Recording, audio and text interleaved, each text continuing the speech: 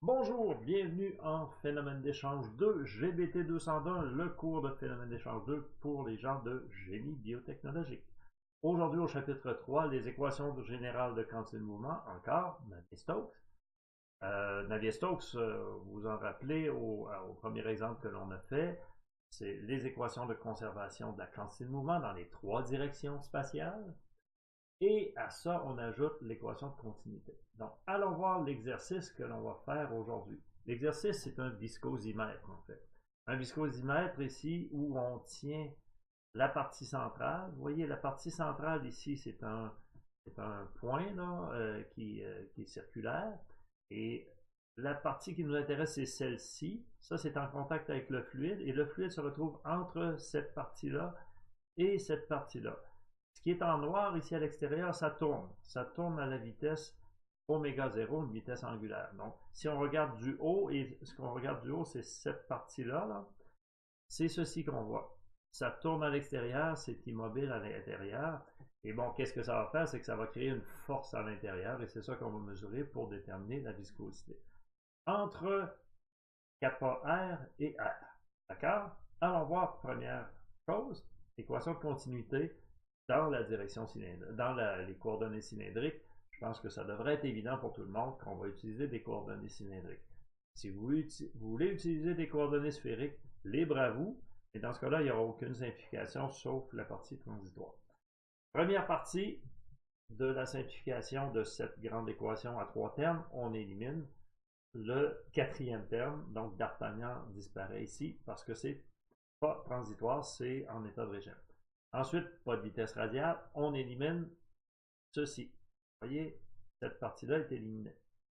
Ensuite, on élimine donc la partie radiale. Il ne reste que ces deux termes-là, mais bien conscient que la vitesse axiale, il n'y en a pas non plus.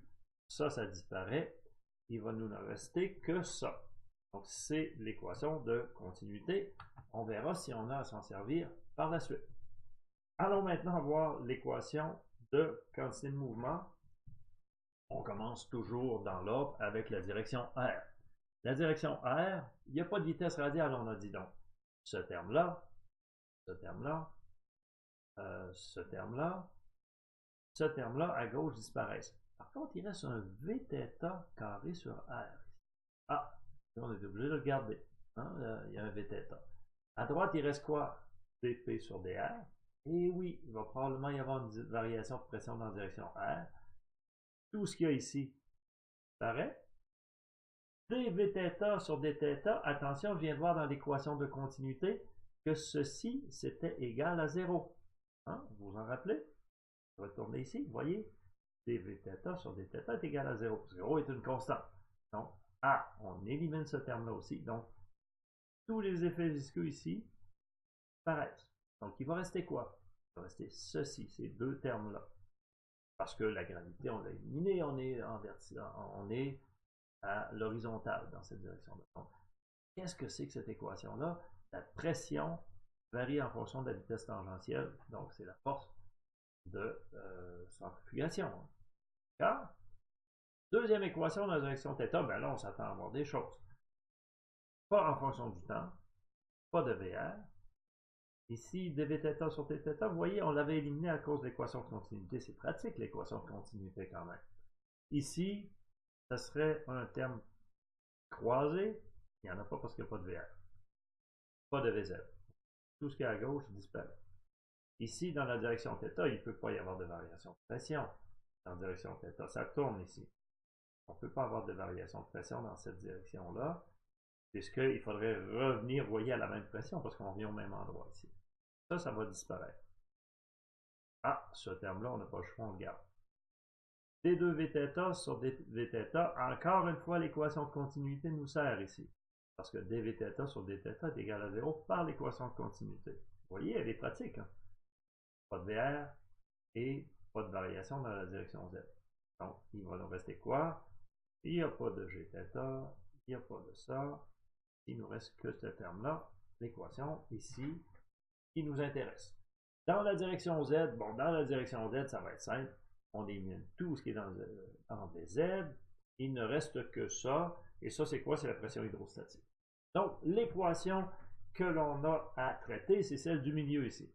La première, ça nous donne la variation de pression dans la direction R à cause de l'effet centrifuge. Et ça, c'est une pression qui varie dans la direction R seulement. Ça, c'est la pression qui varie dans la direction Z. Vous voyez, la pression est fonction des deux directions, effectivement. Et il y a ce terme-là que l'on va devoir maintenant résoudre. On va aller voir maintenant comment on fait ça. Ça va être à la main, on peut le faire à la main, mais on peut le faire avec SymPy. Bon, on va aller solutionner l'équation que l'on a obtenue en utilisant l'équation générale, les équations générales pour résoudre le problème de viscosimètre. Hein? C'est l'exemple 363. Donc, on a obtenu cette équation-là. Et bon, plusieurs d'entre vous me diraient, bon, ça, je sais la résoudre à la main, ça se fait assez bien. J'ai vu dans Burke qu'on garde des parenthèses, on résout. Et oui, ça se fait bien. Sauf que, bon, moi, j'aime bien utiliser SymPy parce que SymPy, après, lorsqu'on a la solution, ça se trace facilement, ça se manipule assez bien. Donc, je vais le faire avec SymPy. Regardons ensemble. Donc, ce que je fais, ben, j'importe Pheno. Pheno, c'est un petit package qui contient tous les imports SymPy et tout. Et ensuite, je définis R et vθ comme une variable et une fonction. Et ensuite, j'écris cette équation-là. Vous voyez, petite chose, je l'écris avec dérivative. Et ensuite, je l'écris avec diff. Vous allez me dire, qu'est-ce que c'est que cette affaire-là? En fait, ce que je fais, c'est que j'écris cette équation-là pour la faire apparaître ici. Vous voyez, donc je fais juste un display. Et si je la fais exécuter, vous voyez, il me donne l'équation différentielle sous la forme qu'elle a là. Okay? Il n'effectue pas la dérivée. Si je lui écris sous cette forme-là, c'est la même chose. Sauf que lui, il va dire, ben, je vais faire la dérivée de 1 sur R fois ça. Et donc, il développe les dérivées et il obtient ceci. Et, premier obstacle, il n'y en a pas énormément, mais il y a un obstacle dans cet exercice-là. Je lui demande, je lui dis, bon, SymPy, classifie-moi, donne-moi la classe d'équation différentielle ordinaire qui est cette équation EQ. Il me dit, parenthèse, parenthèse, il ne trouve pas de classe pour ça. S'il ne trouve pas de classe, s'il trouve que l'équation n'a pas de classe, il ne la résolvera pas. Okay? Donc, qu'est-ce que je fais? Ben, je vais essayer de la transformer. Il n'y a pas bien des façons de transformer ça. Je vais essayer de la multiplier par R carré pour faire apparaître R là, R carré là, R là et rien ici. Donc, ce que je fais, c'est simplement ça. Je la multiplie par R carré et ensuite, je la remonte. Okay? Et ensuite, je refais, vous voyez, donc, ça peut avoir l'air niaiseux, on pourrait dire, bon, ben, pourquoi il ne l'a pas fait lui? Ben, il faut qu'on le fasse nous, hein? C'est un logiciel gratuit.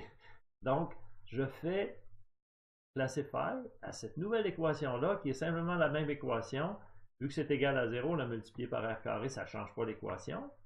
Donc, je me retrouve avec ceci, qui est en fait plus sympathique pour lui, parce qu'il dit, ben, j'ai deux types, c'est la même chose en fait, mais cette équation-là, elle est catégorisée dans mon dictionnaire, donc je suis capable de la résoudre. Okay, parfait. Donc, on va aller la résoudre. Donc, je lui dis V, c'est la solution de ça. Et après, je vais aller, donc je solutionne, je vais la montrer. Et ensuite, je me définis kappa et R. Hein, et oméga 0, c'est mes conditions limites que je vais déterminer à partir de ça. Condition limite 1, la vitesse que j'ai obtenue ici, la partie de droite, hein, parce que ça fait V est égal. Donc, je vais partir prendre la partie de droite. Je vais mettre en R égale à kappa R, 0. C'est ce qu'on avait vu, hein, rappelez-vous la figure, là. Le pivot central est immobile, donc sa vitesse est 0. La vitesse en R égale à grand R, c'est oméga 0 fois R. Attention, hein, parce que oméga, c'est une vitesse angulaire, donc des radians par seconde. Il faut avoir des mètres par seconde pour multiplier par R. Je montre ici les deux conditions limites. Et comme on faisait en Pheno 1, mes constantes sont obtenues par la solution de mes deux conditions limites pour les deux symboles C1 et C2. Je montre les constantes, je montre la vitesse, je remplace donc, j'ai ma vitesse de la solution finale, c'est V en substituant les constantes, et on obtient ceci. Vous voyez donc, ça c'était la solution générale, ça c'est mes deux conditions limites. Ça, c'est mes deux constantes. Et le profil final est celui-ci. Un cas est réglé.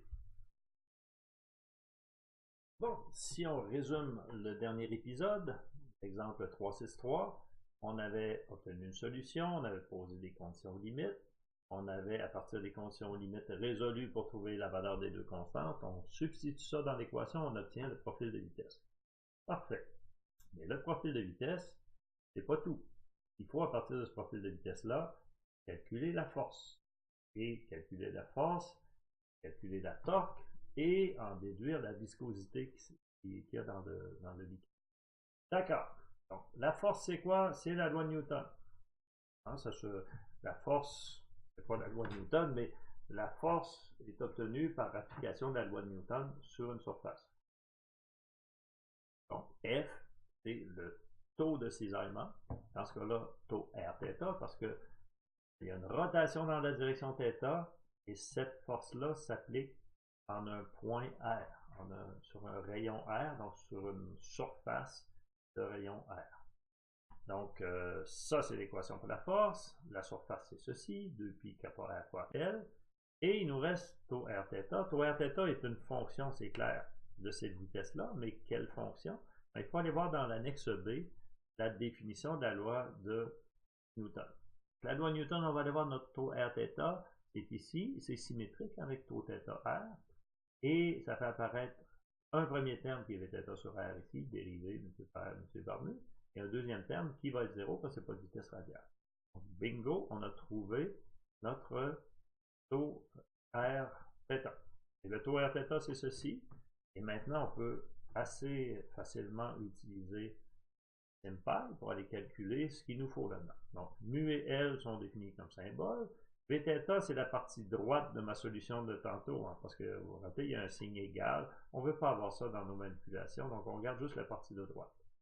Et le taux, ben, c'est quoi? C'est exactement ceci. Donc, c'est moins mu fois R fois la différentielle de Vθ que j'ai défini ici. Hein. Donc, Vθ sur R par rapport à R. Et la force qui s'exerce, c'est quoi? Donc, c'est ce taux-là, mais en R égale à kappa R, hein? Pas n'importe où dans le volume. C'est vraiment sur la surface interne. Donc, multiplié par cette surface interne-là, 2pi kappa R fois L. Ben, ça nous donne la force. Et ce qu'il me faut, c'est la torque. Donc, je vais aller me définir ici la torque mesurée, par exemple. J'aurai un appareil qui mesure la torque. Et la torque, c'est quoi? Ben, c'est la force multipliée par le rayon. Hein? On se rappelle de ça. Donc, je vais aller m'écrire une équation ici qui va être Tm. Okay? Je l'écris comme ça. Tm va être égal à la force fois kappa R. Okay? La force que j'avais là fois kappa R. Et je vais la faire montrer. Okay? Je vais la faire un display. Et donc, cette torque-là, je vais simplement aller isoler mu dedans pour aller voir comment ça va être quoi l'équation pour déterminer mu. Attention, ici je mets un petit crochet 0 parce que quand il va aller faire le solde de mon équation ici, il va me sortir en fait une liste qui ne contient qu'un terme. Mais en fait, il fait ça parce qu'il y a des termes au carré, donc il se dit automatiquement je vais créer une liste parce qu'il est possible qu'il y ait plusieurs solutions.